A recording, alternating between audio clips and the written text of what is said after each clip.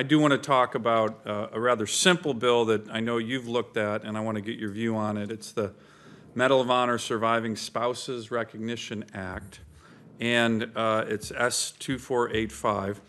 And this was actually, it's kind of a story you probably have heard a lot about from some Senate bills. It was inspired by a constituent of mine, a gentleman in Alaska named Dave Glenn, who's a Vietnam veteran from Wasilla, Alaska, served as a paratrooper in the 101st Airborne. Every Memorial Day and Veterans Day, he stands for hours at attention on a bridge in Alaska named after one of our 2 Medal of Honor winners, a recipient, Army Sergeant First Class James Bondsteel, who was a fellow Vietnam vet of his, who now rests at Fort Richardson National Cemetery in Alaska.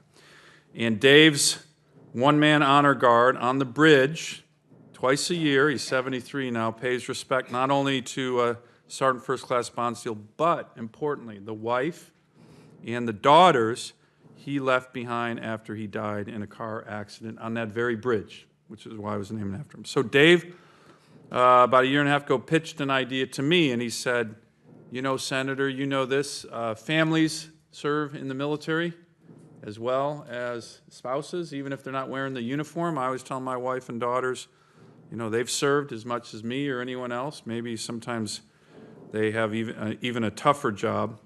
And in that spirit, in that respect from Dave Glenn, my bill is simple. It extends the special pensions granted to Medal of Honor recipients to the spouses that survive them after they're gone. The spouses obviously have sacrificed as well. This is a rather small gesture. It's not expensive. I know you guys have looked at the dollar amounts. When you're talking the VA, they're rounding errors. But it means a lot to the families of these Medal of Honor families. But I also think it means a lot to Americans. Mr. Chairman, I'm going to ask, submitted for the record, an article from the Frontiersman in Alaska entitled Veteran Stands Honor Guard Alongside the Glenn Highway. It's about Dave Glenn's honor guard, but he says the fabric of our country is heroes, and these people, Medal of Honor winners, inspire all of us. Without objection. For the record. So anyways, that's what the bill does. I certainly agree with Rick Weidman, the Executive Director for Policy and Government Affairs for the Vietnam Veterans of America, when he called this bill a no-brainer in his written testimony.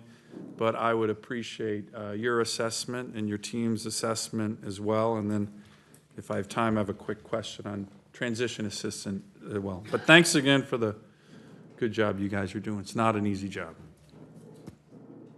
Thank you. We support the bill.